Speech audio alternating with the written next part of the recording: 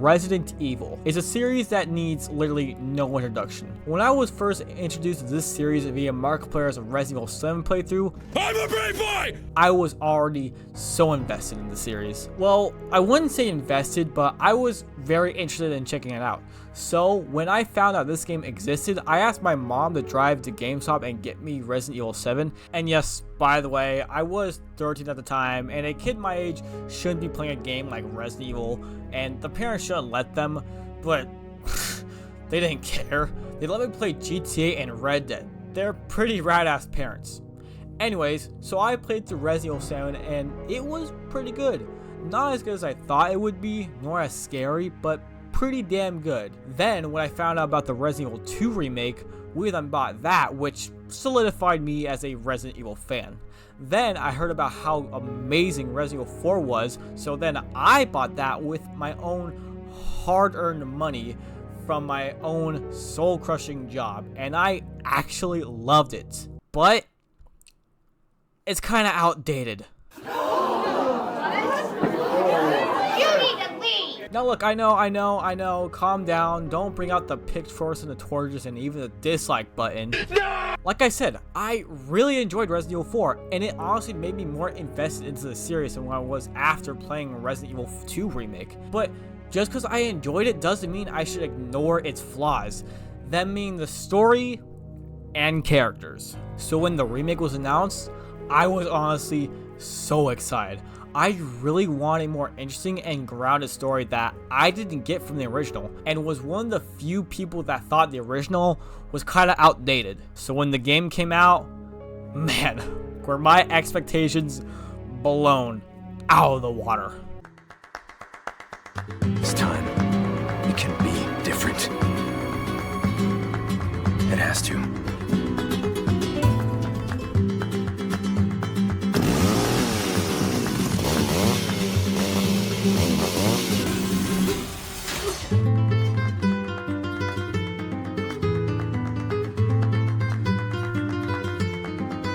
Later, amigo. Amigo. Covering stolen goods. Do what you have to do. You vulgar, utterly uncivilized, mongrel. Cease pointless struggling. Let us rescue Princess Dulcinea. We will beat this. Together.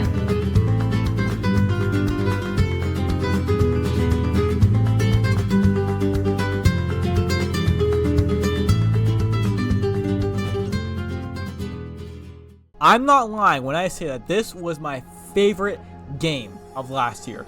And I know that's crazy to say when the same year Spider-Man 2, the Dead Space remake, and Alan Wake 2 came out.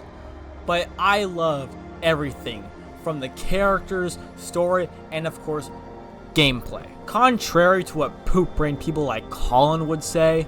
Yeah, so basically, Colin deleted his other fucking video on Resident Evil 4, but basically in his video, he said that the combat was basic and said some stuff about the dialogue being bad.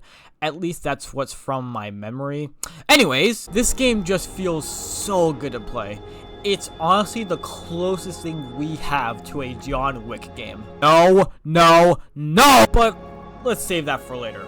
So with all that being said, let's get into it. Resident Evil 4 was amazing. Right off the bat, I want to talk about the opening cutscene and Leon. Now, while I did enjoy Leon in the original, he never felt like the same Leon from the second game. Leon went through so much in Resident Evil 2, fighting off zombies, some who were even going to be his co-workers, being chased by a giant Thanos-like gray dude in a trench coat, technically watching the woman he fell in love with die in front of him while in his arms, and then watching as the city he swore to protect gets nuked into the ground. But Leon in Resident Evil 4, while still being a really enjoyable character, just wasn't the Leon that went through all that stuff in the previous game. Yes, he was funny and I did enjoy his one-liners like,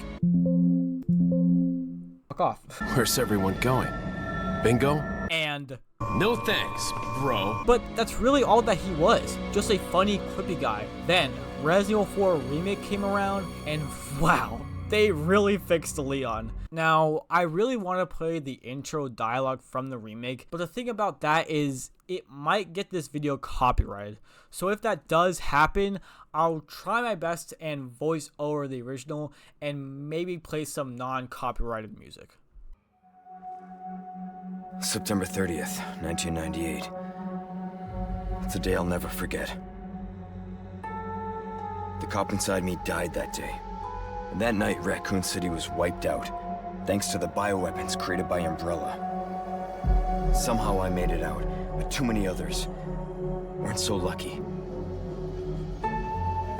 I was asked later to join a top-secret government program. Not that I had a choice. The training, punishing missions, nearly killed me. But at least I kept my mind off everything. If I could just forget what happened that night, the pain, even for a second. This time, it can be different. It has to. Watching this cutscene while playing the demo showed me, oh yeah, this Leon is going to be great. He doesn't just talk about the events of Raccoon City and how Umbrella shut down in this manner like he's telling a friend about some story. He also talks about the training and torturous years it put on his soul in this manner that you can really tell haunts him, especially after he talks about how painful it is to even think about what happened 6 years ago. But don't worry, he's still a wisecracking Leon, not only in just cutscenes but even gameplay. Bill me for the repairs later. But it's toned down to give us this troubled character that's been through some real shit. You can even tell that from his voice. Nick Nick Apostolides. Yeah, that's definitely not how you pronounce it. Sphere, could you please? Nick Apostolides. Thank you, Sphere. Anyways, comes back to voices Leon from the Resident Evil 2 remake, and the contrast of his voice from Resident Evil 2 to Resident Evil 4 is almost heartbreaking. He gives off this really low and monotone voice that you can tell he's just done with all the memories from Raccoon City and only does this stuff just to get his mind off it, when really he just can't. I think I even remember a line from Leon where he talks about the events that are happening right now, remind him of what happened 6 years ago. All these zombie-like villagers and disgusting monsters hunting him down while he's just trying to get through all this shit. I especially love this cutscene where he gives Ash this inspiring speech about how it's okay to be scared, but you can't run away from your problems. You have to move forward and accept what happens to you shapes who you are. Sure, it's pretty cliche and even a little cheesy, but it's still some good dialogue. And by the end, he is definitely one of my favorite video game protagonists of all time.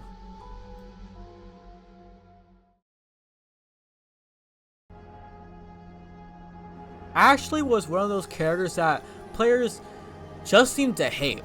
All she did in Resident Evil 4 was scream and whine and just annoy people, when all you need to do was just tell her to hide in a dumpster like a little piece of trash she is. Wow, dude. How rude! Now, like Leon, I didn't not like Ashley in the original game, but I always thought that she was missing something, and that was a character.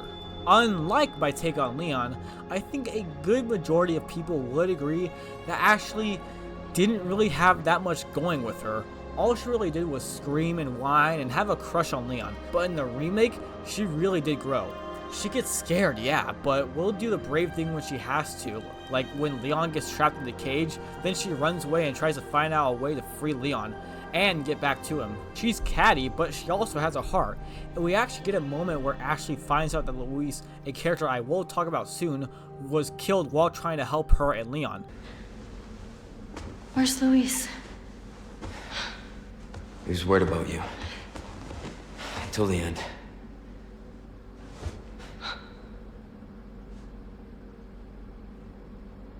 Come on. We don't have much time. Let's get rid of these things. For Luis. Unlike in the original where Leon never mentions to Ashley that Luis died, when they're literally in the same room where his dead body is. Like, he's right over there! This game really did make me feel for her in a way I just couldn't in the original, especially in the scene I talked about earlier. Luis has always been a character everyone just loved, and I can agree. Yeah, I'm not even gonna have a rebuttal or have a take that's possibly very spicy, because I think everyone can agree that we all loved Luis so much we wanted to see more of him. He was a funny, fancy, charming, suave, lovable asshole that we just want to see more of. I will say I was sad when he died in the original game, solely because I want to see more of him, and boy, did Capcom fucking cook. He keeps that lovable, funny, fancy, charming, suave, asshole personality, but we get to see more of it. We literally get more time with Luis than we did in the original, and Capcom, I love you for it. In this remake, he is a retired Umbrella scientist, not only creating the virus that is in all the villagers, Leon and Ashley, hence the line, Why are you helping us? Because it makes me feel better. Let's leave it at that.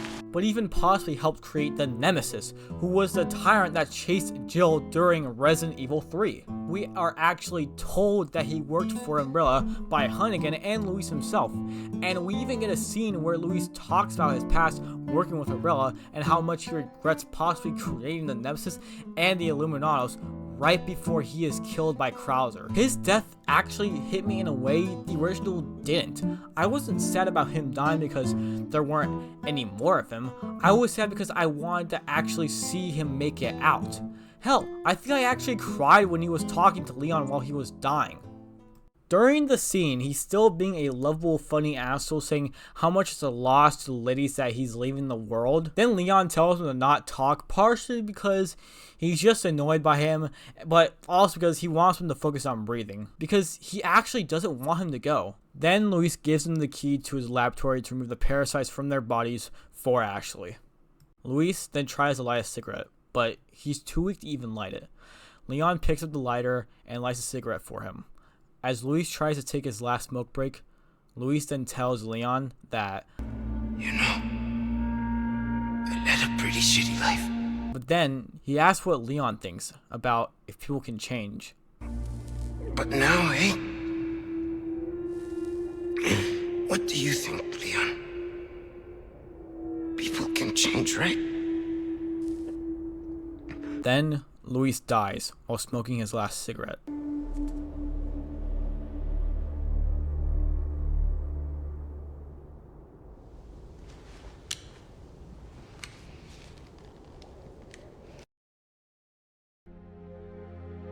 It's this really slow and somber moment of two unlikely friends having one last deep conversation before the other passes on. Again, Luis was a character people really wanted to see more of. Fans like me were even begging that Luis would get more screen time when the remake came out. Even people like the Sphere Hunter, who is arguably one of the biggest Resident Evil content creators and the biggest Resident Evil 4 fan, really want to see more of Luis. And I have to say again, Capcom definitely did deliver with Luis. Luis was definitely the most impacted character in this remake in a phenomenal way. Wow. That was pretty depressing. Now let's talk about the villains. Yay! Oh god, Luis, no! Now, here's another non-spicy take. While I did want less camp from the villains in lieu of more threatening and impactful ones, I can't say I like them more than in the original. Well, except for Krauser. Krauser was fucking great. Can we talk about Krauser? Let's talk about Krauser. Krauser was fucking awesome in this game, and his and Leon's chemistry was done so well in this remake. They honestly kind of give off this rivalry brother vibe that really fits, since Krauser was Leon's mentor during his training. And I feel like that's a contributing factor to why he's the way he is in the remake. Yes, I know he gives this whole speech about how he's doing all this for pure, unadulterated power.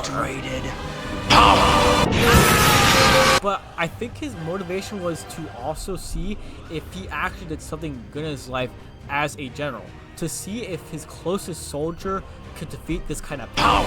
And that's, of course, ya boy Leon. After Leon stabs him when you defeat Krauser, he tells Leon that I trained well. Leon. and it's another slow and somber moment. Even Leon doesn't even want to kill Krauser because they were super close. You can even see Leon's lips kind of quiver, which is even worse. Like, come on, man. Again, it made me feel a way about Krauser the original just couldn't. I mean, you literally just walk over his body and pick up a puzzle piece to open a door. Next to Luis, Krauser was definitely a character impacted the most in this remake. Now, for the other villains, again, I really didn't enjoy them as much as I did in the original. That's something other people have criticized as well. Again, even the Sphere Hunter. Notice me! Now, I have the mindset where villainous characters don't have to be funny or campy to enjoy them. You can enjoy a villain because of how threatening they are, and that's what I wanted from two of the villains, Sadler and Salazar. But sadly, we didn't get that threatening enjoyability that I really wanted. Sure, they are villainous, which makes them kinda enjoyable, but not as much. And to be honest, I really did want Salazar to keep his funny campiness.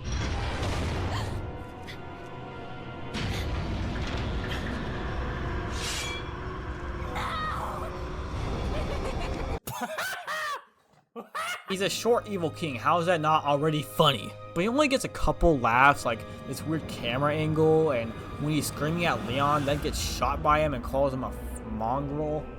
You talk too much. Failed!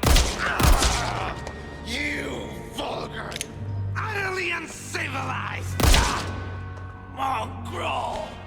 Which again is pretty funny, but it's not enough. Now, here's a little short segment for the village chief. He's cool. Yeah, I honestly don't have that much to say about him. He's a nice little stalker type enemy. I mean, can I really even call him that? He really doesn't do that much stalking. He really only appears in key parts, even in Ada's DLC. Notice how I haven't talked about Ada at all? Yeah, that'll be addressed later. And I do really like his chase segment, which was pretty cool, and then leads into his boss fight, which is also pretty fun. But that's about all it. Speaking of boss fights, damn, these boss fights aren't half bad. Sure, they aren't amazing, but I don't think any Resident Evil boss fight has hit that level, at least for the ones I have played or seen. But yeah, all in all, there are some good fun, but I will say both Krauser's boss fights are really fun. The already amazing new knife system just makes his first BS pretty cool. And his second boss fight is really fun too. And I like the little segment where he's sort of hunting you down. It was kind of scary, but again, the boss fights aren't anything amazing or groundbreaking. The El Gigante fights and the Del Logo fight are cool as well. They're really just more of the same without QuickTime events, thank God. No. Wait. The Mendez boss fight was also touched up slightly, but I do wish we were able to see his transformation again like in the last game. Now in the remake, he just appears as this tall, ugly monster when it would have been really cool to see him transform with these new graphics and textures. But I'm sure you could just chalk it up with the company not having enough money or not having any time to do it. But again, some pretty good fun. That's what the bosses really just boil down to. They're just good old fun, and I think that's enough. Alright. It's time to get into the bread and butter of this game. The part of the game that has been impacted the most, aside from Luis and Krauser. The motherfucking gameplay. Now again, aside from what other brain-dead content would say, the gameplay is just so smooth and fluent. Every gun just feels so good to use. No. And just like in the original, the Silver Ghost is my all-time favorite weapon to use. You hear that, Sphere Hunter? I also love the Silver Ghost. Sphere? Speaking of weapons, my loadout consists of the Silver Ghost, of course, the Riot Shotgun, LE5, the Killer 7, and the CQBR Assault Rifle. Just like in John Wick. Sometimes I like to experiment and replace the Riot Shotgun with the Striker Shotgun, but usually the Riot Shotgun will be my loadout. Every move, every action just feels so good. Body slams, knife takedowns, and of course the roundhouses. Everything just works. Feels great, and the set pieces are seriously a contributing fact to that. The village will always be the best set piece. Nothing can beat it. Do I even have to talk about the graphics? I mean, just look at it. It ain't no Red Dead 2 level, but it's fucking amazing. But I will say I do prefer the atmosphere in the original than in the remake, but I don't think that's enough to call this game soulless. The soul of this game shines when we bring up the amazing characters, good dialogue, and an amazing story. And you know what? Since we're already talking about dumb criticisms directed towards this game, let's get into some more. I still see people trying to bring down the quality of this game because the Separate Ways DLC and Mercenaries didn't come out with this remake when it first launched. Yes, we did have to wait, I think, a few weeks for Mercenaries to come out and wait 6 months for Separate Ways to come out, so I would let these statements slide if there was a huge, giant, elephant-sized double standard going on. The original Resident Evil 4 came out on January 11th, 2005, exclusively on the GameCube. Then, 7 months later, I'll say again, 7 months later, the original Resident Evil 4 re-released on the PS2 with the Separate Ways DLC and I think even Mercenaries. But guess what console did not have Separate Ways? That's right, the GameCube. The same console Resident Evil 4 first released on. And by the way, no, it didn't get an update added in later. That wasn't a thing with consoles back then, or at least with the GameCube. Hell, there wasn't even a digital store. So guess what? Not only did you have to buy the game again for Separate Ways, you had to get a whole new, entirely different console to be able to even access it. And how much was the PS2's original retail price? $299. That's right. You had to spend almost $300, if not even more, to even be able to play the DLC. But for some reason, there are people trying to say that the remake is bad because Separate Ways and Mercenaries did not launch with the game for free. When not even the original launched with Separate Ways or Mercenaries. You had to wait 7 months for Separate Ways and even Mercenaries, and I'll say again, for the remake, Mercenaries came out a few weeks later. A huge contrast with the original's Mercenaries. Look, I'm sorry I went on this whole rant while talking about this game, but when I see people blatantly ignoring their double standards, I get a little heated and I have to talk about it. So anyways, let's get back to the actual review. So I feel like this is also a best time to talk about the merchant in this game. I see a lot of people saying that the merchant is annoying because he never stops talking, but how is that a bad thing? We love the merchant. He was the funniest character in the original next to Luis, solely because of his voice. Over here, stranger. Got something that might interest you. What are you buying? Thank you. Plus, it's pretty accurate to real merchants because they never stop talking either. So, which weapon will you be given a shine to? Give us a shout when you want to tune it up. Also, I love how the game basically gives us side quests now. I think I have completed all the side quests in this game, and some of them are pretty fun.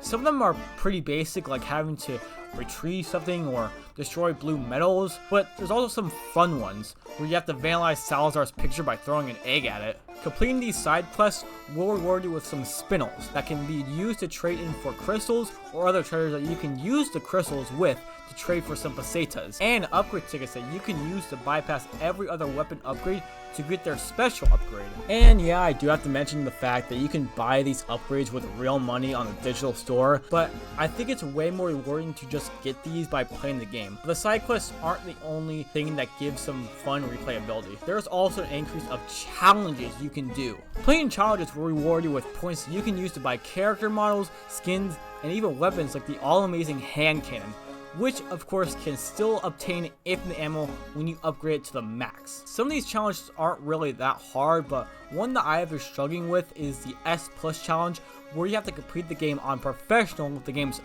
max difficulty with a whole new save in 5.5 hours or less. The challenge will reward you with the hand cannon, which I talked about earlier, but I already did get the hand cannon by getting an S++ rank with every character and every map in the Mercenaries game mode. So I don't even really need to do the challenge, but I want to. And that's the best part about these challenges. They are optional, and the game doesn't really have a percentage for completing it like 100%, but they are some really good fun, like throwing a grenade into Salazar's mouth, which I think we can all enjoy watching.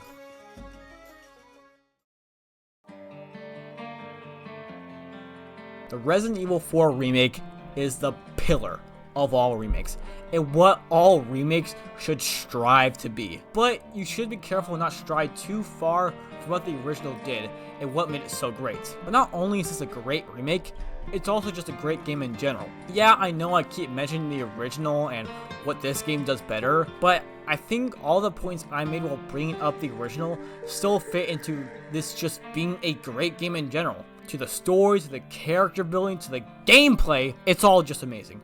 And I am so happy that Capcom made this game. So with all that being said, I'm gonna be heading out.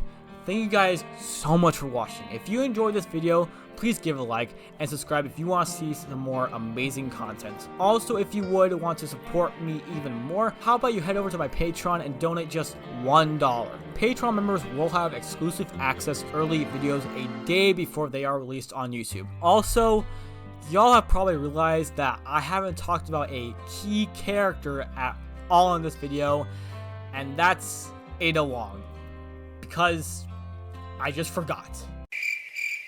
Yeah, full-heartedly, I forgot. So with that being said, I will be making a video on the Separate Ways DLC while talking all about Ada, with no support needed from y'all, because honestly, it was my mistake, and I will rewrite that. But if this video, I don't know, gets like 50 likes, and just a few people donate to my Patreon, I will make a video going more in depth on the story. Anyways, thank y'all so much for watching, and I'll see you later.